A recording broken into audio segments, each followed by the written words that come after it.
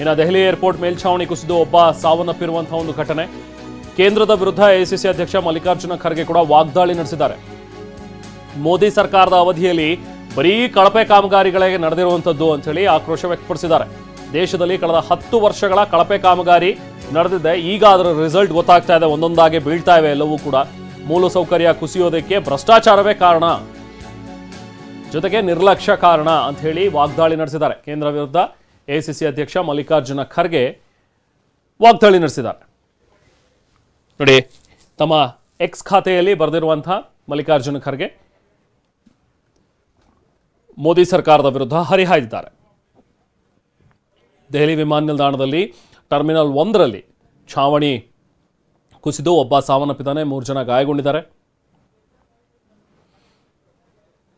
So ಅದನ್ನ detail ಆಗಿ ಈಗ ಮಲ್ಲಿಕಾರ್ಜುನ್ ಖರ್ಗೆ ಬರೆದಿದ್ದಾರೆ. ಒಂದ್ ಕಡೆ ನೋಡಿ, ಜಬಲ್ಪುರ ವಿಮಾನ ನಿಲ್ದಾಣದ ಮೇಲ್ಛಾವಣಿ ಕುಸಿತ, ಅಯೋಧ್ಯೆಯ ಹೊಸ ರಸ್ತೆಗಳು ಹೀನಾಯ ಸ್ಥಿತಿಯಲ್ಲಿವೆ, ಅಯೋಧ್ಯೆಯಲ್ಲಿರುವಂತಹ ರಾಮ ಮಂದಿರ ಸೋರಿಕೆ ಆಗ್ತಾ ಇದೆ, ಮುಂಬೈನ ಟ್ರಾನ್ಸ್ ಹಾರ್ಬರ್ ಲಿಂಕ್ ರಸ್ತೆ ಅದು ಬಿರುಕು ಬಿಟ್ಟಿದೆ.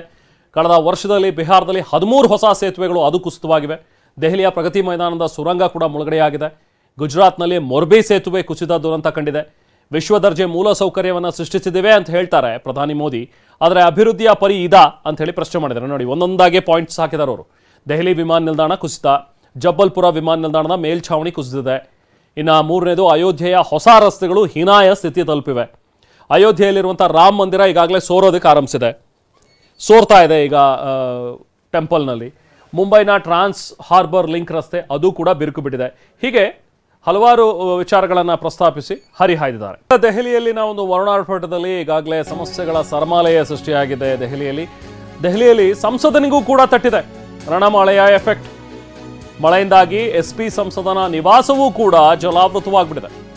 ಮನೆ ಮುಂದೆ ನೀರು ನಿಂತಿದ್ದರಿಂದಾಗಿ ಸಂಸದರು ಪರದಾಡಿದ್ದಾರೆ.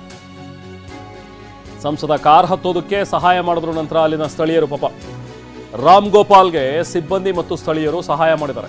ಸಮಾಜವಾದಿ ಪಕ್ಷದ ಸಂಸದ ರಾಮ್ ಗೋಪಾಲ್, ಇವತ್ತು ಅವರ ನಿವಾಸದ ಮುಂದೆನೂ ಕೂಡ ನೀರು ನಿಂತಿತ್ತು. ಸೊ ನೀರಿನಲ್ಲಿ ಬಂದು ಕಾರ್ ಹತ್ತೋದಕ್ಕೂ ಕೂಡ ಸಮಸ್ಯೆ ಆಗಿತ್ತು. ತಕ್ಷಣಕ್ಕೆ ಅಲ್ಲಿದ್ದಂಥ ಅವರ ಸಹಾಯಕರು ಮತ್ತು ಅಲ್ಲಿದ್ದಂಥ ಸ್ಥಳೀಯರು ಅವರಿಗೆ ಸಹಾಯಕ್ಕೆ ಬಂದಿದ್ದಾರೆ.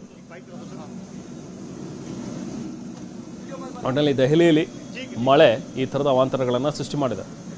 ಪಾಪ ಅಲ್ಲಿದ್ದಂಥ ಅವರ ಸ್ಥಳೀಯರು ಜೊತೆಗೆ ಅವರ ಕೆಲಸದವರು ಅನ್ಸುತ್ತೆ, ಅವರನ್ನು ಎತ್ಕೊಂಡೇ ಬಂದಿದ್ದಾರೆ.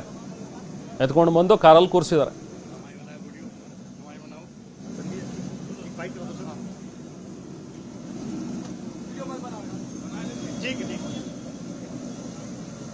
ಇನ್ನು ಹಾಗೆ ದೆಹಲಿಯಲ್ಲಿ ಇನ್ನು ಸಾಕಷ್ಟು ತೊಂದರೆಗಳಾಗಿರುವಂಥದ್ದು, ಅವಾಂತರಗಳಾಗಿರುವಂಥದ್ದನ್ನು ನೋಡ್ತಾ ಇದ್ದೀವಿ. ನೋಡಿ, ಈಗ ಸದ್ಯಕ್ಕೆ ದೆಹಲಿಯ ಚಿತ್ರಣವನ್ನು ನೀವು ನೋಡ್ತಾ ಇದ್ರಿ. ದೆಹಲಿಯಲ್ಲಿ ಈಗ ಎಲ್ಲಿ ನೋಡಿದ್ರು ಕೂಡ ನೀರೇ ನೀರು ಕಾಣಿಸ್ತಾ ಇದೆ. ಒಂದು ರೀತಿ ಐಲ್ಯಾಂಡ್ ರೀತಿಯಲ್ಲಿ ಭಾಸವಾಗುತ್ತೆ ಈಗ ದೆಹಲಿ. ಟಾಪ್ ಶಾಟ್ ಅನ್ನು ನೋಡ್ತಾ ಇದ್ದೀರಿ ನೀವು, ಡ್ರೋನ್ನಲ್ಲಿ ಚಿತ್ರೀಕರಿಸಿರುವಂತಹ ಒಂದು ದೃಶ್ಯಗಳನ್ನು.